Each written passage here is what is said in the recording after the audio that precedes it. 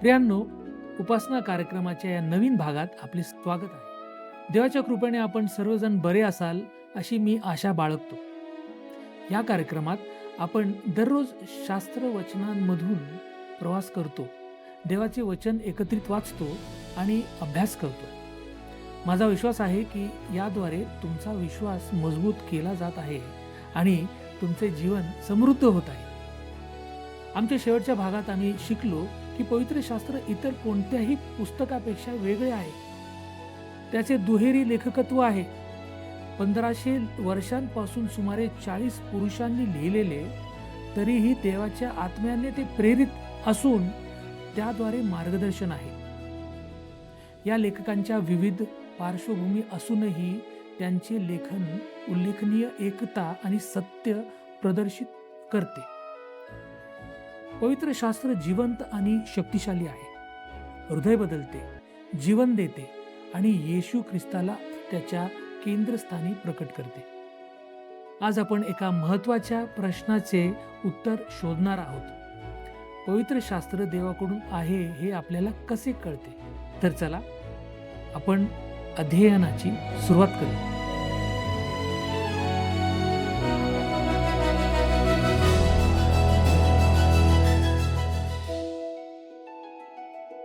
प्रियांनो, उपासना कार्यक्रमात आपले स्वागत आहे. या दिवसात आपण पवित्र शास्त्राची मार्गदर्शक तत्वे यांचं अध्ययन करीत आहोत. याच विषयाला धरून पुढे जात असताना आपण आणखी काही गोष्टी सखोलपणे पाहण्याचा प्रयत्न करणार आहोत. समजा आज जर असा प्रश्न विचारला की पवित्र शास्त्र देवाकडून आहे हे तुम्हाला कसे कळतंय, तर तुमचे यावर काय म्हणणे असेल? जर आज मला विचारण्यात आले की पवित्र शास्त्र हे देवाचे वचन आहे, याचा एखादा निर्णायक पुरावा म्हणून फक्त एकच गोष्ट सुचवा, तर मी काय सुचवेन हे तुम्हाला माहीत आहे का? माझे उत्तर असेल की पूर्ण झालेली भविष्यवाणी. पूर्ण झालेली भविष्यवाणी हा एक पुरावा असा आहे की तुम्ही त्याला नाकारू शकत नाही. तुम्हाला इतरत्र जाण्याची गरज नाही. आणि पवित्र शास्त्र पूर्ण झालेल्या भविष्यवाण्यांनी भरलेले आहे. जेव्हा पवित्र शास्त्र लिहिले गेले तेव्हा त्याचा 1/4 भाग भविष्यसूचक होता. म्हणजेच भविष्यात घडणाऱ्या गोष्टींची घोषणा त्यात करण्यात आली होती. त्यापैकी बरेच काही, खरं तर लोकांच्या कल्पनेपेक्षा बरेच काही आधीच पूर्ण झालेले आहे. आपण अशा अनेक ठिकाणी जाऊ शकतो जेथे भविष्यवाणी अचूकपणे पूर्ण झाली आहे. आपल्याला आढळते की अशा अनेक स्थानिक परिस्थिती होत्या ज्या संदेष्टांच्या काळातही पूर्ण झाल्या. यासह उदाहरण म्हणजे मिखा संदेष्टा. पवित्र शास्त्रामध्ये तो लहान संदेष्टांपैकी ओळखला जातो. या मिखा संदेष्टाने अहाबाला सांगितले की जर तो त्याच्या योजनेनुसार युद्धाला गेला तर तो लढाईत हरेल आणि मारला जाईल. तथापि अहाब राजाच्या खोट्या संदेष्टांनी त्याला सांगितले होते की त्याला विजय मिळेल आणि तो विजयी राजा म्हणून परत येईल. मिखा संदेष्टाने जे सांगितले होते ते त्याला आवडले नाही, म्हणून अहाब राजाने आदेश दिला त्याला बंदी करण्यात यावे आणि राजा सुखरूप येईपर्यंत त्याला शिक्षेचे अन्न व पाणी द्यावे. पण मिखा संदेष्टाने शेवटचा शब्द उच्चारला, जर तू परत आलास तर परमेश्वर माझ्याद्वारे बोललेला नाही.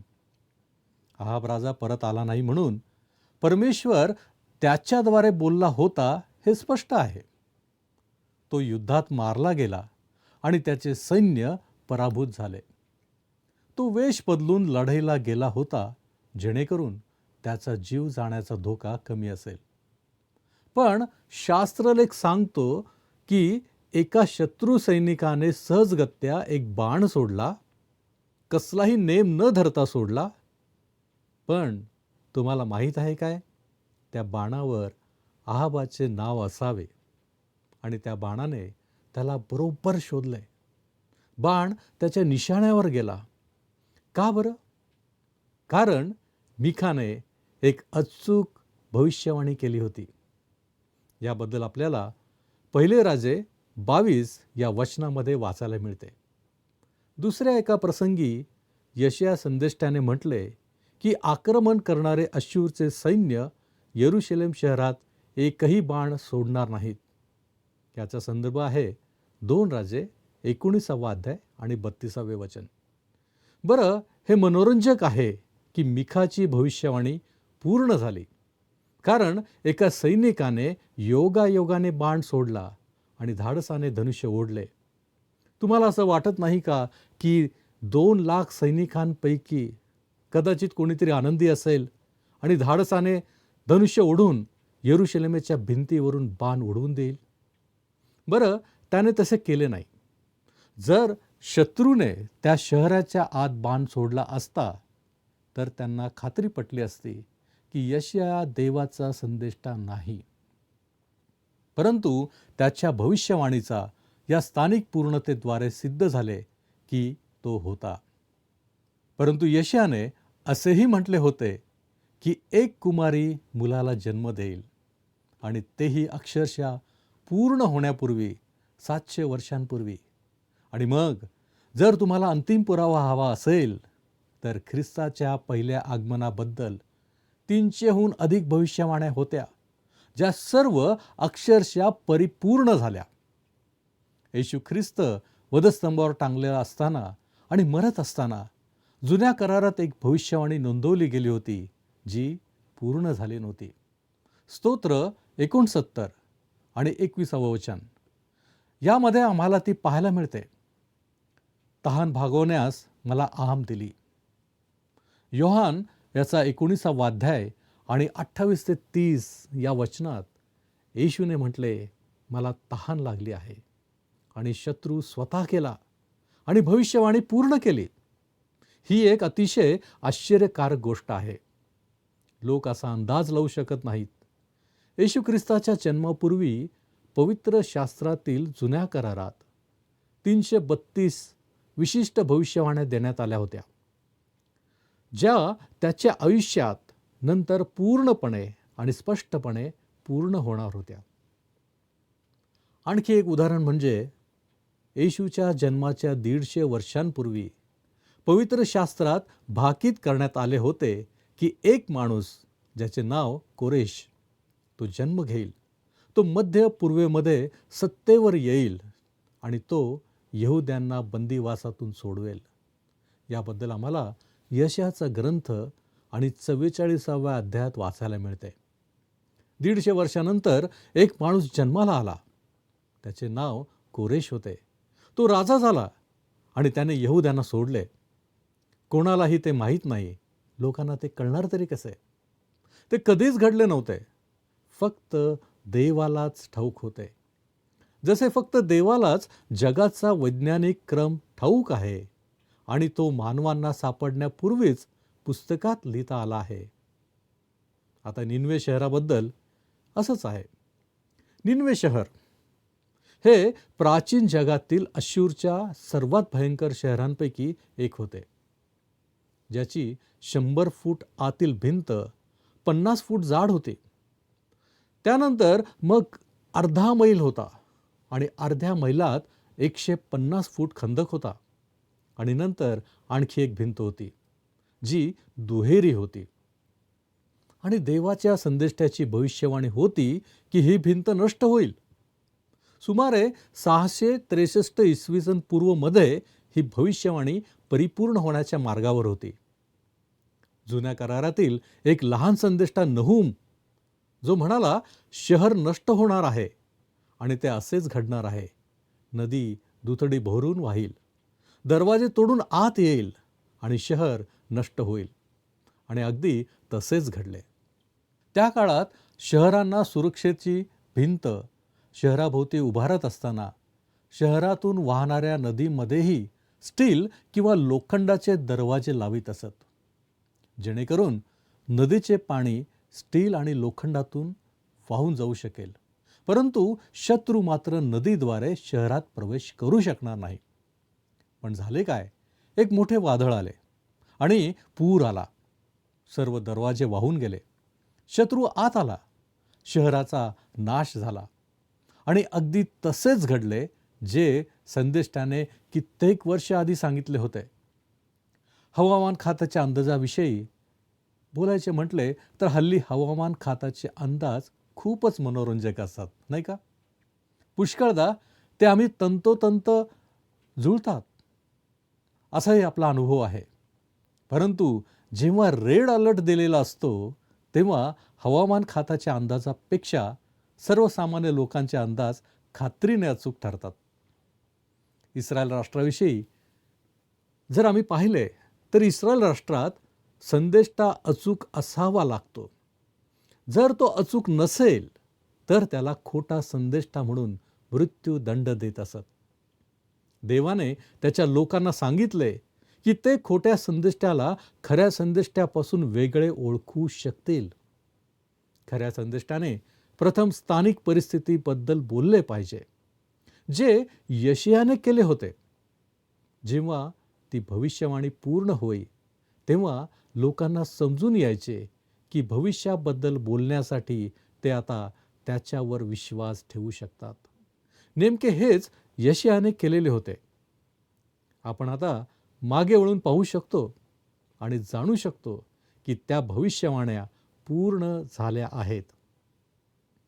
पवित्र शास्त्रात अशा अनेक ठिकाणी भविष्यवाण्या आहेत.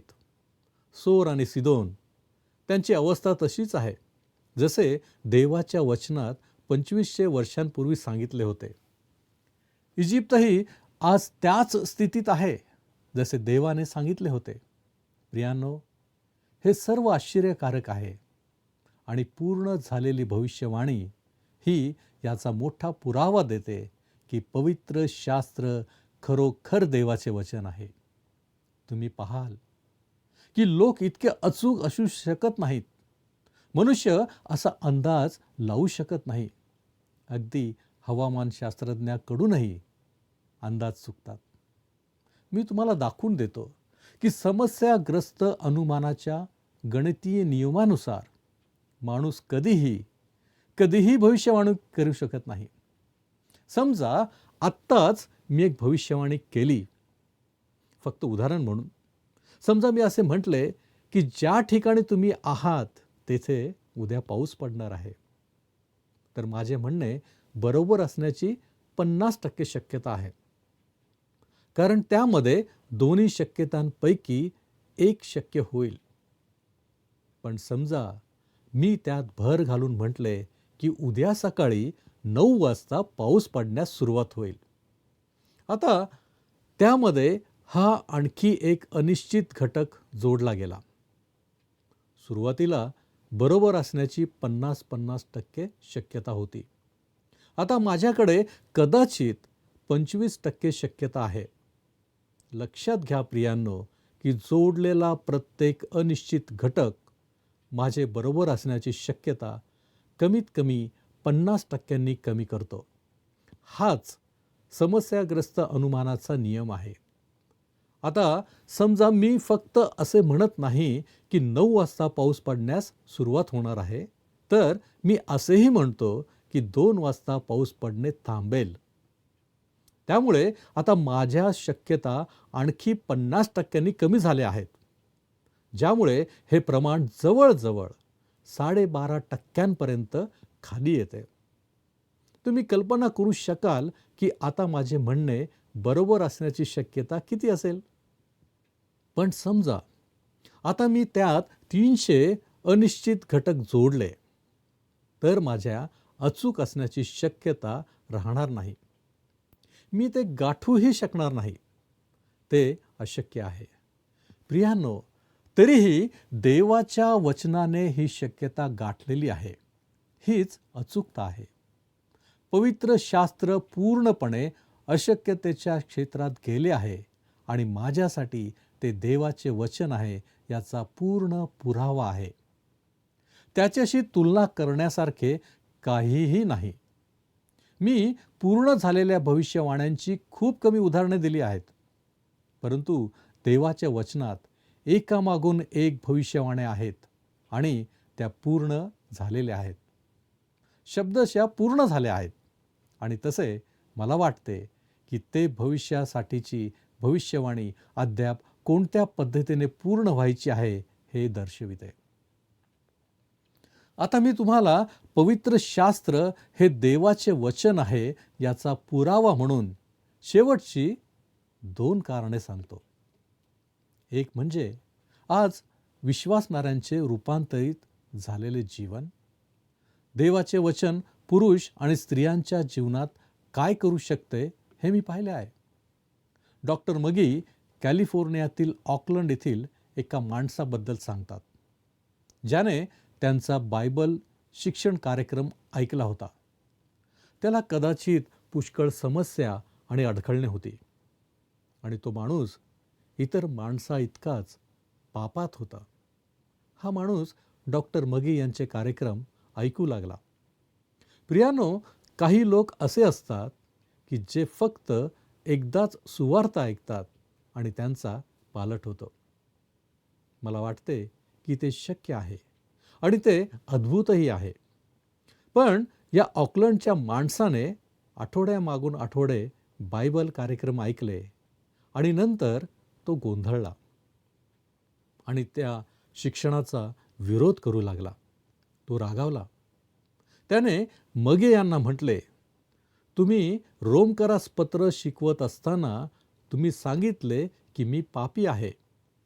जर तेव्हा मी तुमच्याशी संपर्क साधू शकलो असतो तर मी नक्कीच तुमच्या नाकावर ठोसा मारला असता.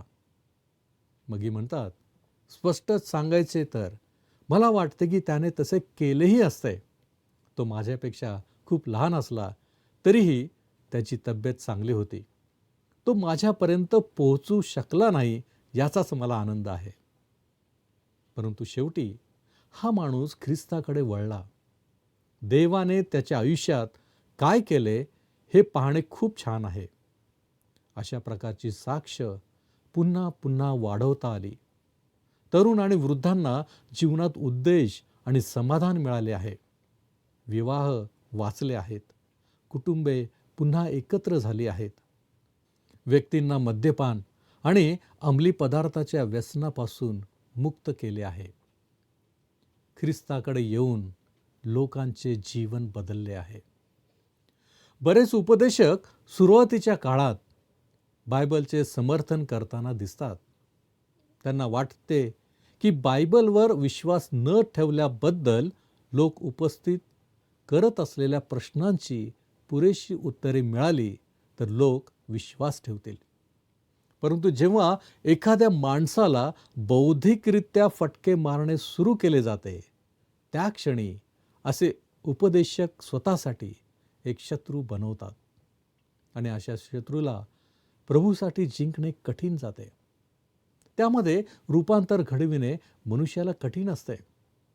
फक्त पवित्र शास्त्रच एखाद्या पापी मनुष्याला संत किंवा चांगला माणूस बनवू शकतो. आता आपण दुसरा पुरावा पाहूया.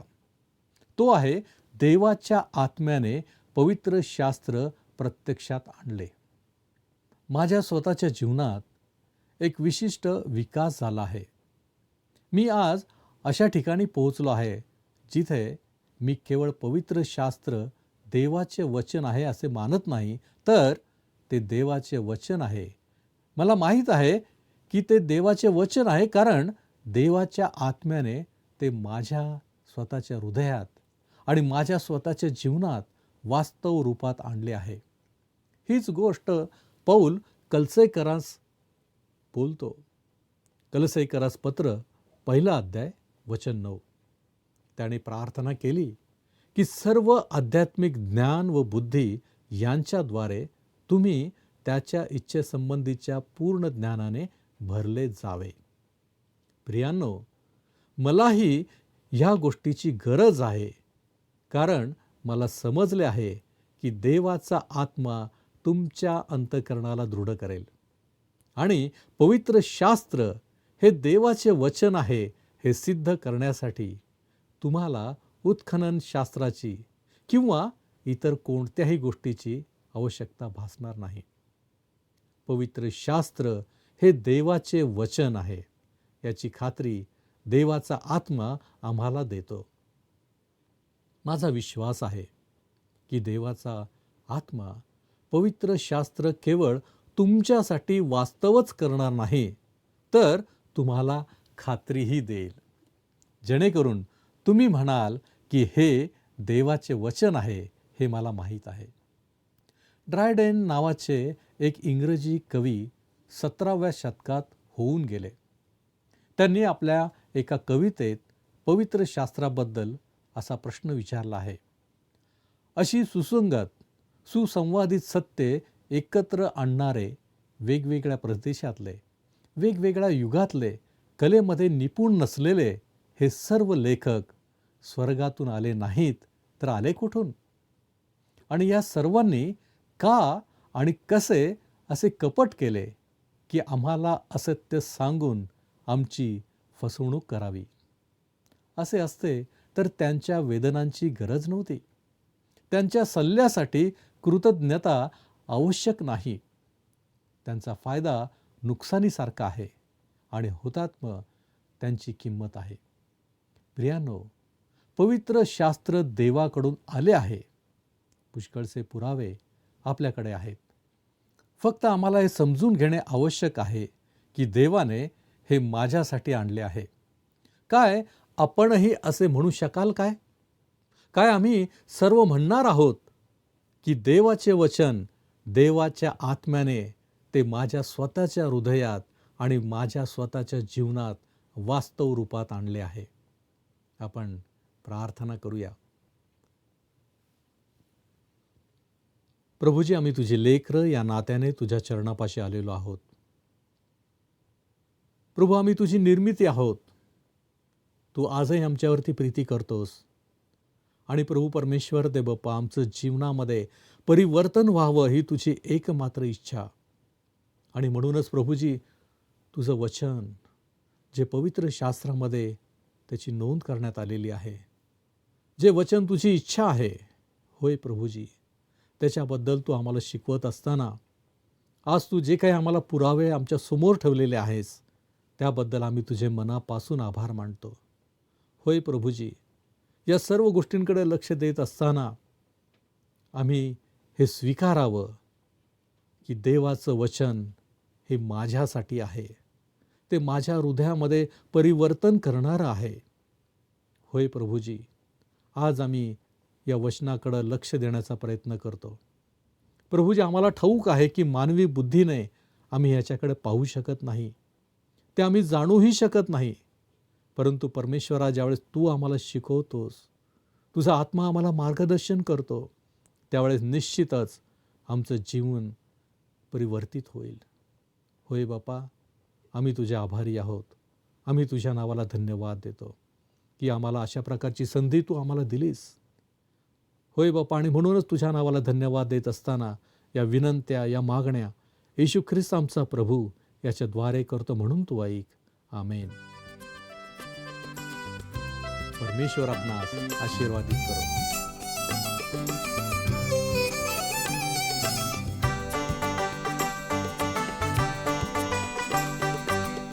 शेवटी प्रभू राया बिलगले तुझिया पाया गेले रे गेले माझे आजवारी जन्म वाया शेवटी प्रभू राया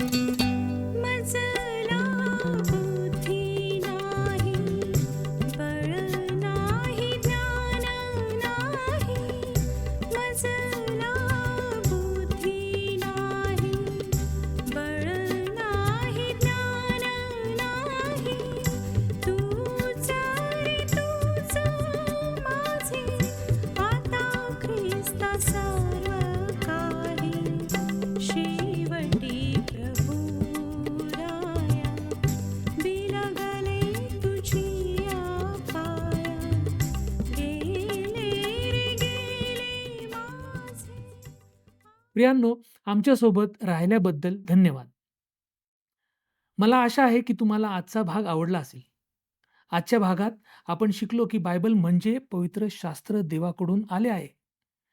याचे कारण म्हणजे त्याची उल्लेखनीय पूर्ण झालेली भविष्यवाणी, त्यामध्ये जीवन बदलण्याची असलेली शक्ती आणि देवाच्या आत्म्याच्या अंतर्गत असलेली साक्ष.